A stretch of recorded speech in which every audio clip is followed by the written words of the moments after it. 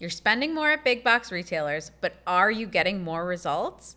Let's talk about how to make your dollars work harder for you and get the results that you're looking for. Are you ready? Let's dig in.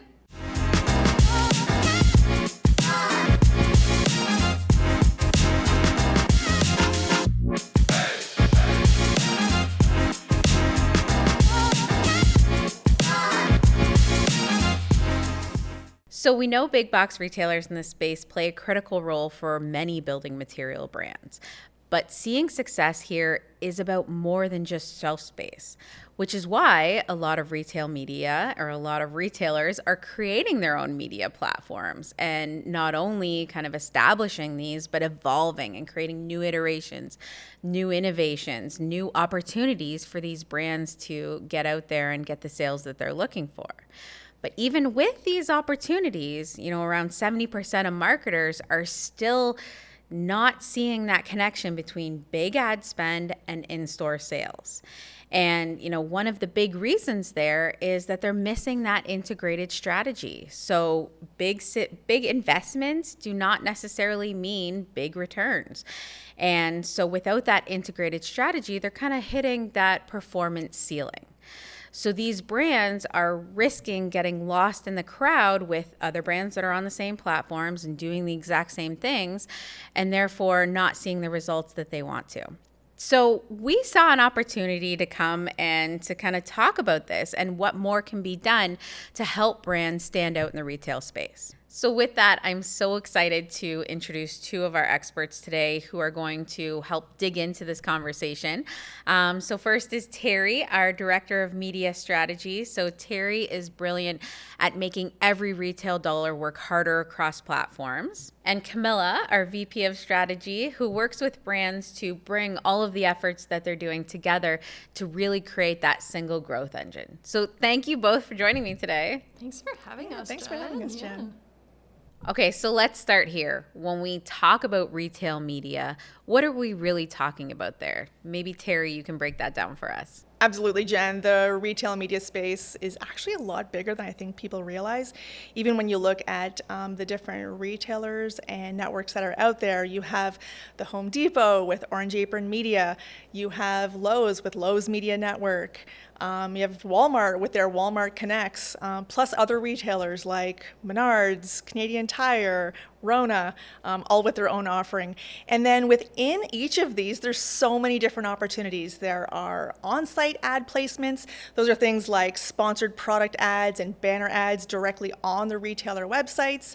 There are off-site placements, and that's when there's availability of social ads, display ads, video ads that target those same shoppers using the awesome first-party data that the retailers have. There are search ads that are tied directly to your SKUs through the vendors, and that's where you'll see things like Google Shopping. There are co-marketing programs, and that's when you can do those great joint campaigns and joint programs, retailer-driven promotions. And lastly, there's just straight up great old, product ratings and reviews, which you always have to have a strategy for because we know that oftentimes those stars can really help influence purchase decisions. So there's a lot out there. Wow, that's a lot. And it sounds like there's a lot of opportunity there for people who are selling through retailers. And if we're being honest, we know that media spend is often part of the equation or of those contract negotiations to secure that shelf space. So whether it's a commitment for a minimum spend on those retail media platforms or being able to demonstrate that the brand or the organization is actually spending some money to drive people in store or to the website, we know that it's kind of part of the deal. And so if you are spending in retail media, and we know you are, right? It's about asking yourself, how do you make those dollars work for you, and how are you actually optimizing it so that you are moving the needle and not just checking a box?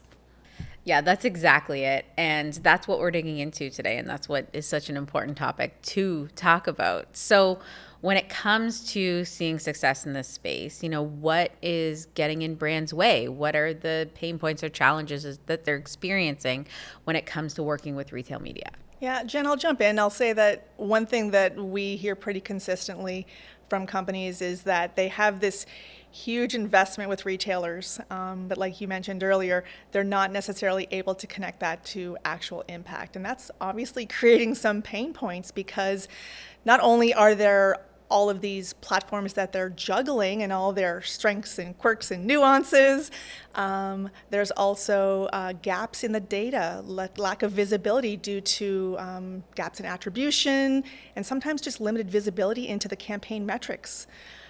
In some cases, companies are faced with actually competing against retailer brands for visibility because they have private labels kind of competing within that same space. And overall, there's a bit of a sense of like limited control, because we know that ultimately the retailers are in charge of, shelf space and placement. So obviously all of these things are contributing to some anxiety that people are feeling. Yeah, and I think it's also about integration. I think, too often we see brands and organizations looking at their retail media investment as a standalone thing, rather than looking at how it works within the retail ecosystem. So what else is happening with that retail partnership? There's on-site things you can do, there's in-store things you can do, sales enablement, training, and all of that great stuff.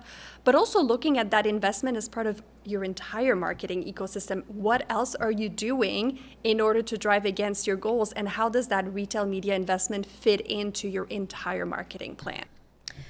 So when it comes to overcoming the challenges and the pain points that we're discussing, it sounds like it really first and foremost is about incorporating retail media as part of that broader marketing planning. Looking at it more as omni-channel than only channel, and making sure that it's part of that bigger marketing ecosystem. Exactly. So when you start thinking about it that way and looking at your retail media investment or your retail investment as part of that entire marketing ecosystem, you start seeing how and where retail fits in. And it really, if you think about it as a funnel, for example, it fits in a little bit later. You're doing all these category building activities, you're doing these brand building activities, and then you're slowly trickling down to this retail media investment where you're hoping to convert, right? And so if your message or your brand story isn't consistent throughout this entire journey at all these different touch points, then you're really missing this opportunity to build brand equity. And on the media side of things, success really kind of boils down to three main things. Number one being channel-specific creative, and we talk about this all the time. And that starts with really understanding all the retail platforms. Again, they have their strengths, they have their nuances. We recently did a paid strategy with the Orange Apron team out of the US for Home Depot, only to realize that when we pull that over for Canadian applications, some of the tactics weren't the same. So they all have their own little challenges and nuances.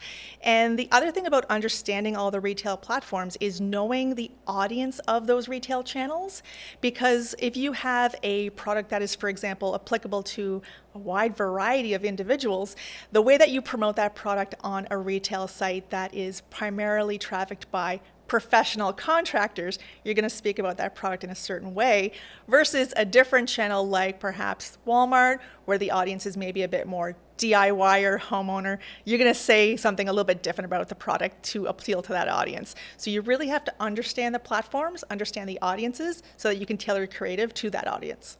So number two would be leverage AI analytics. We know that measurement has been a gap. There are gaps in attribution and sometimes limited visibility, but we also know that AI is closing the gap on that a little bit, and there are some great new performance tools that can help give us better visibility into the entire customer journey. So really leaning into AI analytics is going to help with measuring your performance. And number three, be sure that you are optimizing. Retail media is not a set it and forget it type of initiative. Like any other marketing strategy, you need to be jumping in there on a regular basis, seeing what items are performing, which are, not working as well for you, so that you have that visibility and you can adjust budgets, you can adjust targeting strategies, creative messaging, and that's how you'll have that incremental growth and performance month over month. And I think that's really interesting. We were talking about something before this episode as well around the fact that, as brilliant as those retail media teams are, they are not the champions of your brand. You are the champion of your brand, and you know everything from messaging to, everything that makes your products what they are. And so really making sure that you're constantly monitoring, that you're constantly kind of pushing the boundaries of what's happening with your dollars and paying attention to that is what's going to help it go further. And if I can add a couple of things to what you're saying, Terri, so we're going from a list of 3 to 5 right now. The first one would be it's unreasonable, because you mentioned targeting and optimizations and analytics and all these things.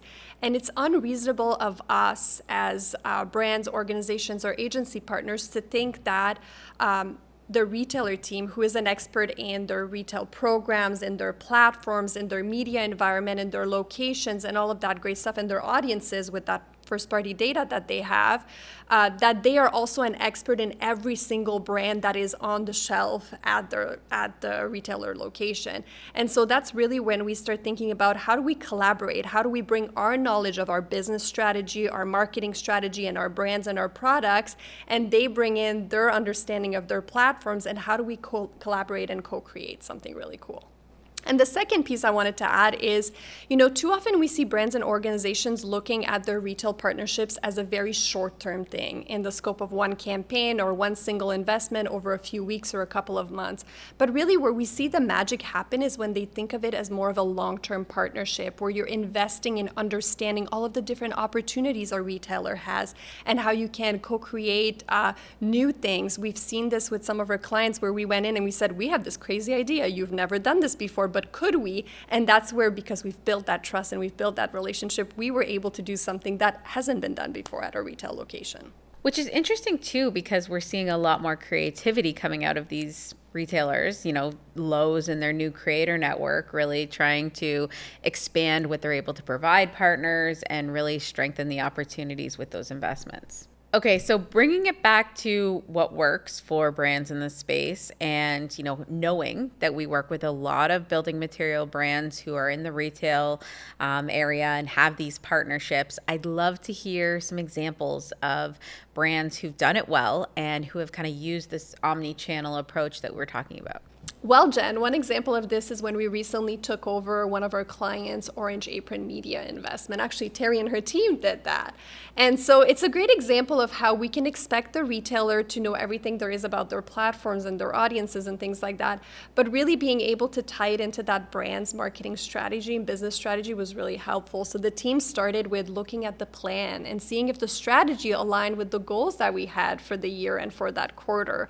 And so by starting by looking at the plan and really leveraging the entire suite of tools and tactics that the retailer had to offer across all of their platforms, because there's a few in there, being able to make those real-time optimizations and tweaks and having somebody in the platforms almost every day to make sure that everything's working for you was really, really exciting for the client. And so it's an investment they had over a few years, and for the year that we actually took it over, we were able to achieve over $12 million in revenue for them, and that was equal to 18 times a return on ad spend. And it didn't stop there. When we were working with the same client on a totally different brand and different product, we were able to leverage that trust we had built with the retail partner and their team to bring in the sales team, bring in the marketing team and the product team, and start brainstorming some really cool ideas for that new product that we were really trying to focus on.